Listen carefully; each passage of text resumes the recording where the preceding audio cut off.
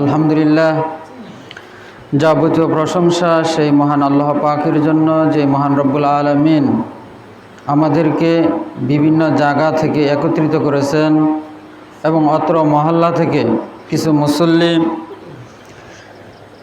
মাগরিবের সালাতের পর থেকে অদ্যাবধি এ পর্যন্ত কোরআন এবং হাদিসের আলোচনা শোনার এবং বসার তৌফিক দান করেছেন সে মহান রব্বুল আলামিনের জন্য সকলে শুকরিয়া আদায় করি। সকলে বলি আলহামদুলিল্লাহ।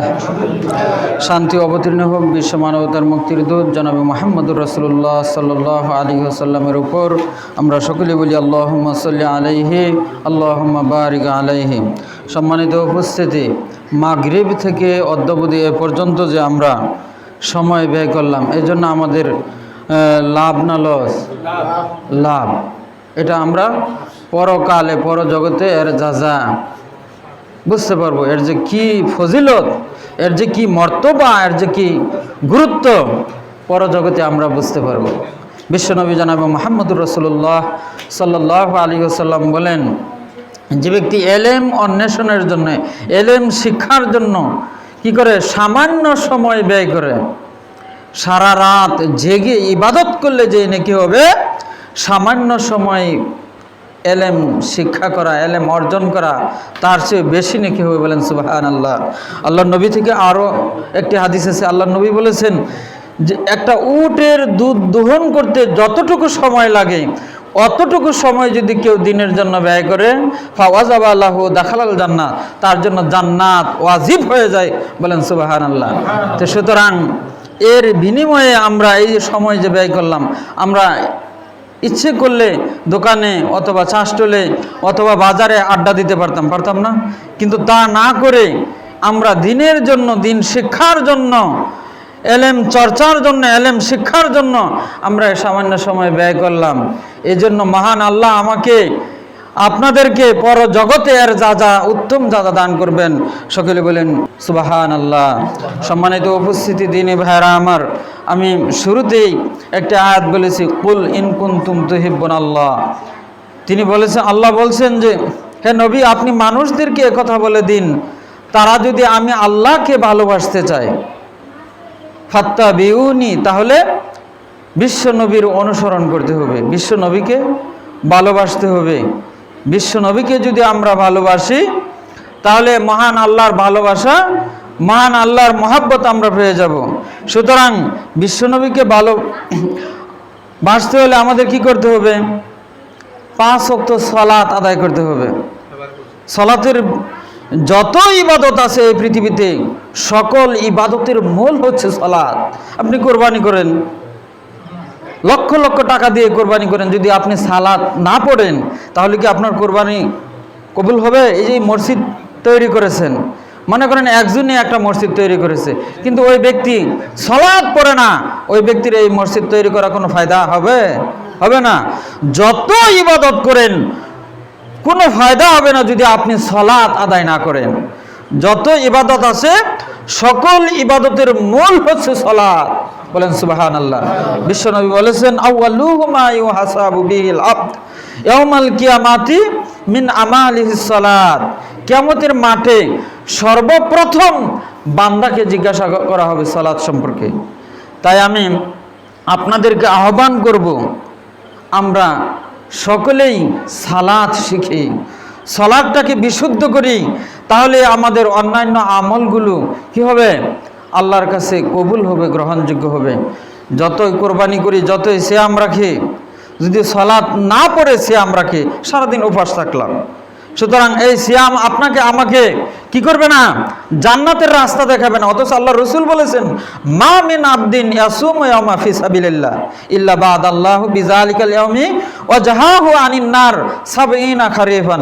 আল্লাহর নবী বলেছেন, যে ব্যক্তি আল্লাহর সন্তুষ্টির জন্য একদিন সিয়াম রাখবে, তার কি করা হবে? তার জন্য ৭০ বছরের পথ দূরে সরিয়ে নেওয়া হবে জাহান্নামকে। বলেন সুবহানাল্লাহ। সুতরাং এই সিয়ামটা যদি আমি সালাত ছেড়ে দিয়ে রাখি, আমার জন্য জাহান্নাম কি দূরে থাকবে ৭০,০০০ বছরের পথ? অবশ্যই না। তাই আমি আপনাদেরকে আহ্বান করব, অন্যান্য বিষয় নিয়ে ঘাটাঘাটি না করে আগে আমরা সালাতটা গুরুত্ব সহকারে আদায় করি, সালাতমুখী হয়, আমার ছেলেকে, আমার স্ত্রীকে, আমার মেয়েকে সালাত শিক্ষা দেই। আল্লাহর নবীর হাদিস থেকে এসেছে, মুরু আওলাদুকুম বিসসালাত ওয়া হুম আবনাউ সাবঈন সিনিন ওয়াজরিবুহুম আলাইহা ওয়া হুম আবনাউ আশরিন সিনিন। আল্লাহর নবী বলেছেন, তোমার সন্তানের বয়স যখন 7 বছর হয় তখন তাদেরকে তুমি সালাত শিক্ষা দাও। যখন 10 বছর হয় তখন তারা যদি সালাতমুখী না হয়, সালাত শিখতে না চায়, সালাত পড়তে না চায়, তখন তাদেরকে বেত্রিয়ে পিটিয়ে হলেও তাদেরকে সালাত পড়াও।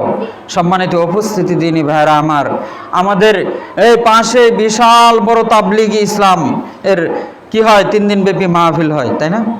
আন্দারে ভরা ছোট কাল থেকে আমরা ওলহরি গ্রাম থেকে, আমার বাবা ওলহরি গ্রাম থেকে হেঁটে হেঁটে এই আন্দারিয়া পাড়া ইজতেমায় চলে আসতো। কিন্তু এই ইজতেমা থেকে আমরা কি শিখলাম? আমরা এখনো বিশুদ্ধভাবে কিভাবে সালাত আদায় করতে হবে, রাসূল কিভাবে সালাত করেছেন, সুতরাং সেই সালাতটাই তো আমরা শিখতে পারি নাই। আহলে হাদিস আন্দোলন বাংলাদেশ এবং বাংলাদেশ আহলে হাদিস যুব সংঘ আপনাদেরকে কিসের দাওয়াত দিচ্ছে? বিশ্বনবী জনাবে মুহাম্মদুর রাসূলুল্লাহ সাল্লাল্লাহু আলাইহি ওয়াসাল্লামের অনুসরণের মাধ্যমে যেন আমাদের প্রত্যেক কাজ, সালাতটা রাসূল কিভাবে পড়েছেন, রাসূল কিভাবে খেয়েছেন, রাসূল কিভাবে ঘুমাইছেন, রাসূল কিভাবে সিয়াম রেখেছেন, রাসূল কিভাবে তার জিন্দেগি করেছেন, সেইভাবে আমাদের জীবন যাপন, অর্থাৎ রান্নাঘর থেকে শুরু করে একেবারে কবরে যাওয়ার আগ পর্যন্ত রাসূলের জিন্দেগি অনুযায়ী আমাদের চলতে হবে। এর বিকল্প কোনো রাস্তা আছে? এর বিকল্প কোনো রাস্তা নেই। সম্মানিত উপস্থিতি, এই সংক্ষেপে সময়ে আমি আপনাদেরকে উদাত্ত আহ্বান করছি, আমরা সকলেই বিশ্বনবীর অনুসরণ করি, বিশ্বনবীকে ভালোবাসি, বিশ্বনবীকে মহব্বত করি, তাহলে আমরা পরজগতে ইনশাল্লাহ কামিয়াব হতে পারবো, সাকসেসফুল হতে পারবো। আল্লাহ যেন আমাদের এই বৈঠককে, এই তালিমকে, এই জলসাকে কবুল করেন। আমরা সকলে বলি আল্লাহুম্মা আমিন। এবং এই সংক্ষিপ্ত সময়ে যেন আমরা আমাদের আমলকে সংস্কার করে, বিশুদ্ধ আমল করে কবরে যেতে পারি, সেই তৌফিক আল্লাহ আমাদের সকলকে দান করুক। আমরা সকলে বলি আল্লাহুম্মা আমিন। সম্মানিত উপস্থিতি দিনী ভাইয়েরা আমার, আমি আপনাদেরকে আহ্বান করব, আপনারা এখানে এসেছেন, মা বোনদেরকে সালাতমুখী করবেন। অনেক মা বোনেরা আছে তারা দেরিতে সালাত আদায় করে, বিভিন্ন কাজের ব্যস্ততায় তারা দেরিতে কি করে, জোহরেরটা আসরের সময়, আসরেরটা মাগরিবের আগে আগে এরকম সালাত আদায় করে। সম্মানিত উপস্থিতি ভাইরা, আমি আপনাদেরকে আহ্বান করব, আপনাদের মেয়েকে, আপনাদের স্ত্রীদেরকে বলবেন সালাতটা সঠিক সময়ে আদায় করতে। আল্লাহ রসুল বলছেন, আইয়ুল আমালি আহাব্বু ইলাল্লাহ ক্বালা সালাতু আলা ওয়াক্তিহা।